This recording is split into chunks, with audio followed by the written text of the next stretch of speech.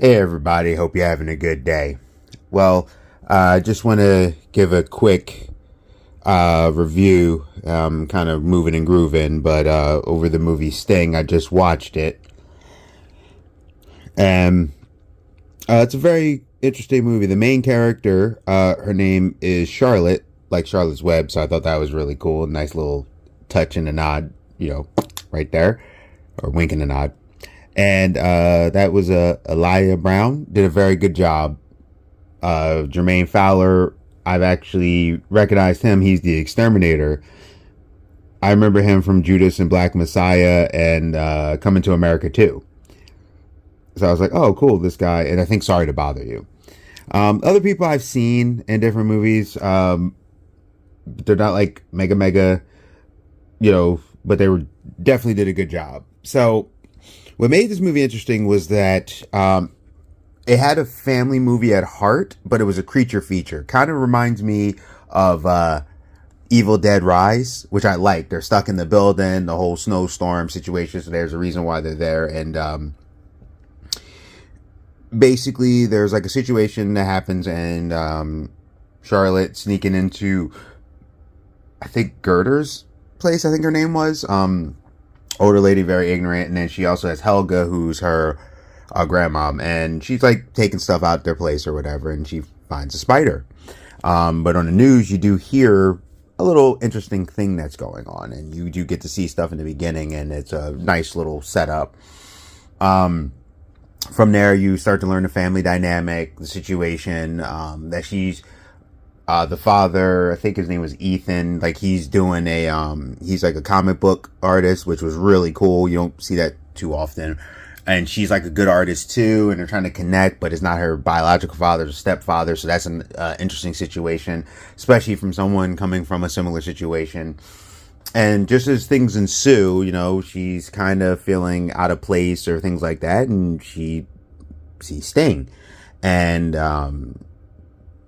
Sting is a little bit different than your average spider, and he's eating things and going, and you start to notice that Sting is a little bit smarter and does a little bit more than you would suspect, and then things ensue.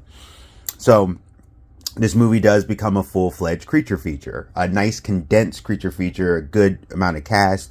You see Sting start to do different things. Sting over time becomes vicious. It's like Sting is think of Sting being a spider, but a spider with higher intellect. And you know what spiders like to do most of the time. So, there's like an exterminator, there's other situations that go on. And even how the movie starts is a little bit different than what you would expect. But it's one of those, and I give you a heads up now, because a couple people when I came out the theater were a little confused. And I explained to them, I said, it's actually this, like they start you at one point, then they kind of go back to the beginning and then catch you up to that point. Was it super hard and confusing, but I can understand why sometimes that could be a little thrown, because it's like, wait a minute kind of thing. But that's what happens. So they start you at a point in there. But outside of that, you get to see some very interesting things, how they have to handle Sting, the dynamic of the family, and how they're having a very rough time on some things, but there's reasons for it. And I thought that was a good holding together, because it kind of showed the ups and downs, trials and tribulations of trying to get used to a certain type of situation. And the character Ethan, the dad, is trying to figure his way out with this. There's also a guy, Eric, who's really funny because he's like very weird. And I think that was Danny Kim, but yeah, it was Danny Kim, and he was interesting. The mother, Heather, she was good too. I actually remember a lot of the names right now. They're probably going to escape me as I keep going, but they're fresh in my head. But I like that. Like, I was like, oh, I kind of grabbed the names really quick because it wasn't a huge cast, and I was like, okay, some of the people I don't remember are their names, but a few of them I do.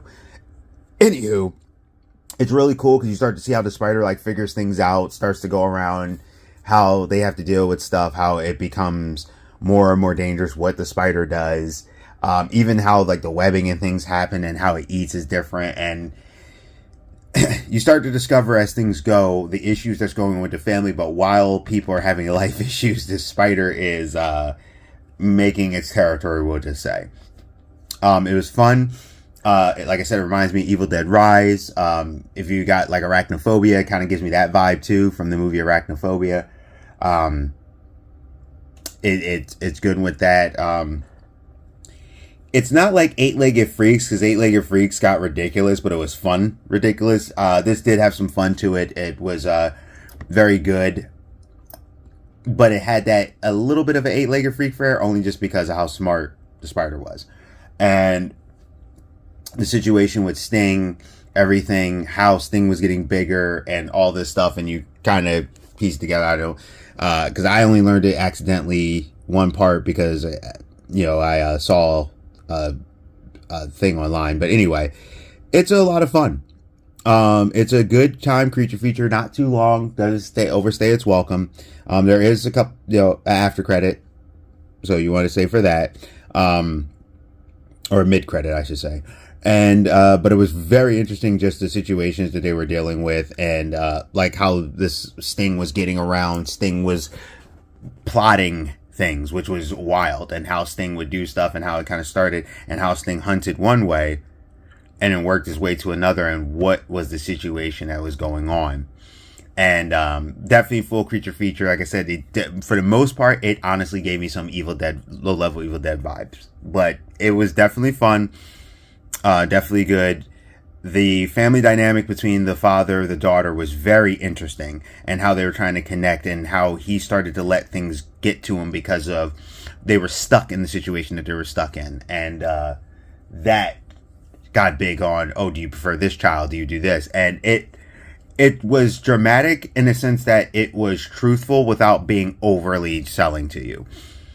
Charlotte was a very good character. She actually had to deal with Sting and do certain stuff, but Charlotte was still a kid. So there came points where Charlotte literally was a kid in a good way. Like how it's not like she's like, I am Ellen Ripley and I'm going to take down Sting. No, she was doing stuff and she was like, I'm going to take it. But as a kid, sometimes when they get overwhelmed or frustrated or something, it does happen.